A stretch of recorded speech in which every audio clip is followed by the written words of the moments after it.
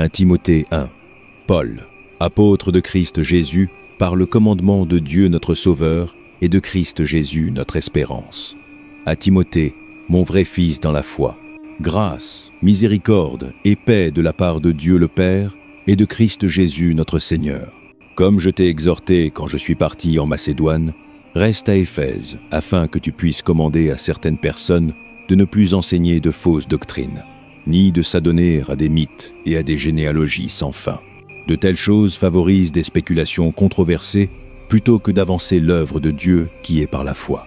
Le but de ce commandement est l'amour qui vient d'un cœur pur, d'une bonne conscience et d'une foi sincère. Certains ont dévié de ces choses et se sont tournés vers des discours vains. Ils veulent être des docteurs de la loi, mais ils ne savent pas de quoi ils parlent, ni ce qu'ils affirment avec tant d'assurance. Nous savons que la loi est bonne si on l'utilise correctement. Nous savons aussi que la loi n'est pas faite pour les justes, mais pour les transgresseurs et les rebelles, les impies et les pécheurs, les profanes et les irreligieux, pour ceux qui tuent leurs pères ou mères, pour les meurtriers, pour les immoraux sexuels, pour ceux qui pratiquent l'homosexualité, pour les trafiquants d'esclaves, les menteurs et les parjures, et pour tout ce qui est contraire à la saine doctrine, qui est conforme à l'Évangile, concernant la gloire du Dieu bienheureux qui m'a été confié. Je remercie Christ Jésus, notre Seigneur, qui m'a donné la force, qu'il m'a considéré digne de confiance en me nommant à son service. Bien que j'ai été autrefois un blasphémateur, un persécuteur et un homme violent, j'ai reçu miséricorde parce que j'ai agi par ignorance et dans l'incrédulité. La grâce de notre Seigneur a été répandue sur moi abondamment, avec la foi et l'amour qui sont en Christ Jésus. Voici une parole digne de foi qui mérite une pleine acceptation. Christ Jésus est venu dans le monde pour sauver les pécheurs, dont je suis le premier. Mais pour cette raison même, j'ai reçu miséricorde, afin qu'en moi, le premier des pécheurs, Christ Jésus montre sa patience immense, comme un exemple pour ceux qui croiraient en lui et recevraient la vie éternelle.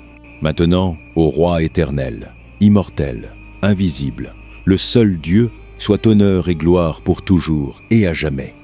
Amen. Timothée, mon fils, je te donne ce commandement en accord avec les prophéties faites autrefois à ton sujet, afin qu'en les rappelant, tu puisses mener le bon combat en tenant ferme à la foi et à une bonne conscience que certains ont rejeté et ont ainsi fait naufrage en ce qui concerne la foi. Parmi eux sont Hyménée et Alexandre, que j'ai livrés à Satan pour qu'ils apprennent à ne pas blasphémer. 1 Timothée 2. J'exhorte donc, avant tout, à faire des requêtes, des prières, des intercessions et des actions de grâce pour tous les hommes, pour les rois et tous ceux qui sont en autorité, afin que nous menions une vie paisible et tranquille, en toute piété et dignité. Cela est bon et agréable à Dieu, notre Sauveur, qui veut que tous les hommes soient sauvés et parviennent à la connaissance de la vérité. Car il y a un seul Dieu et un seul médiateur entre Dieu et les hommes, l'homme, Christ Jésus, qui s'est donné lui-même en rançon pour tous. Cela a maintenant été témoigné au moment opportun. Et c'est pour cela que j'ai été nommé héros et apôtre. Je dis la vérité, je ne mens pas, et un vrai et fidèle docteur des gentils. Je veux donc que les hommes prient partout, en élevant des mains saintes, sans colère ni dispute. Je veux aussi que les femmes se parrainent modestement, avec décence et convenance, en s'ornant non d'une coiffure élaborée, ni d'or, ni de perles, ni de vêtements coûteux, mais de bonnes œuvres, comme il convient à des femmes qui professent servir Dieu. Une femme doit apprendre dans le silence et une pleine soumission.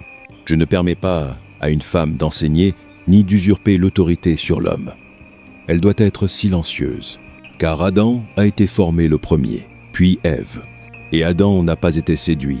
C'est la femme qui a été séduite et est devenue pécheresse. Mais les femmes seront sauvées par l'enfantement, si elles persévèrent dans la foi, l'amour et la sainteté avec convenance. 1 Timothée 3. Voici une parole digne de foi. Quiconque aspire à être surveillant désire une noble tâche. Le surveillant doit être irréprochable, fidèle à sa femme, tempérant, maître de soi, respectable, hospitalier, capable d'enseigner, non adonné au vin, non violent, mais doux, non querelleur, non avare d'argent. Il doit bien gérer sa propre famille et veiller à ce que ses enfants lui obéissent, et il doit le faire d'une manière digne de tout respect. Si quelqu'un ne sait pas gérer sa propre famille, comment prendra-t-il soin de l'Église de Dieu? Il ne doit pas être un nouveau converti, de peur qu'il ne s'enorgueillisse et ne tombe sous le même jugement que le diable. Il doit aussi avoir une bonne réputation auprès des étrangers, afin qu'il ne tombe pas dans l'opprobre et dans le piège du diable. De même, les diacres doivent être dignes de respect, sincères, non adonnés à beaucoup de vin, non poursuivant un gain malhonnête. Ils doivent retenir les mystères profonds de la foi, avec une conscience pure. Ils doivent d'abord être éprouvés, et ensuite, s'il n'y a rien contre eux, qu'ils servent comme diacres. De même, les femmes doivent être dignes de respect, non calomniatrices, mais tempérées et fidèles en tout. Un diacre doit être fidèle à sa femme, et bien gérer ses enfants et sa maison. Ceux qui ont bien servi acquièrent un excellent rang et une grande assurance dans leur foi en Christ Jésus. Bien que j'espère venir bientôt vers toi, je t'écris ces instructions, afin que, si je suis retardé, tu saches comment les gens doivent se conduire dans la maison de Dieu, qui est l'Église du Dieu vivant, le pilier et le fondement de la vérité. Au-delà de toute question, le mystère d'où jaillit la vraie piété est grand.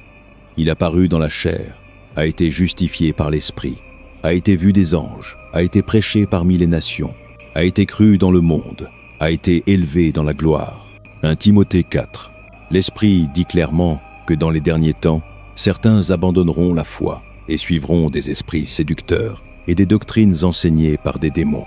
De tels enseignements viennent par des menteurs hypocrites dont les consciences ont été cautérisées comme au fer rouge. Ils interdisent aux gens de se marier et leur ordonnent de s'abstenir de certains aliments que Dieu a créés pour être reçus avec action de grâce par ceux qui croient et qui connaissent la vérité. Car tout ce que Dieu a créé est bon, et rien n'est à rejeter si cela est reçu avec action de grâce, parce que cela est consacré par la parole de Dieu et la prière. Si tu fais remarquer ces choses aux frères et sœurs, tu seras un bon ministre de Christ Jésus, nourri des vérités de la foi et du bon enseignement que tu as suivi.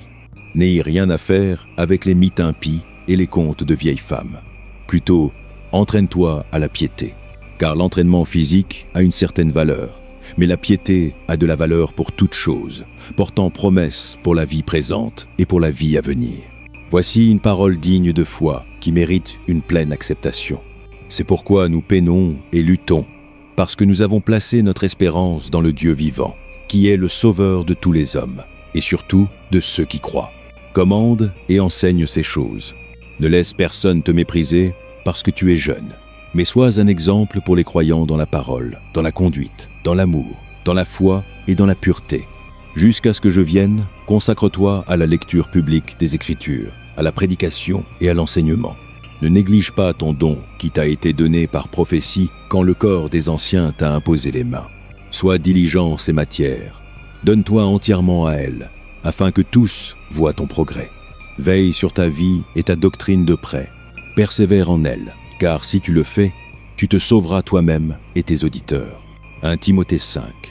Ne reprends pas durement un homme âgé, mais exhorte-le comme s'il était ton père. Traite les jeunes hommes comme des frères, les femmes âgées comme des mères, et les jeunes femmes comme des sœurs, avec une pureté absolue.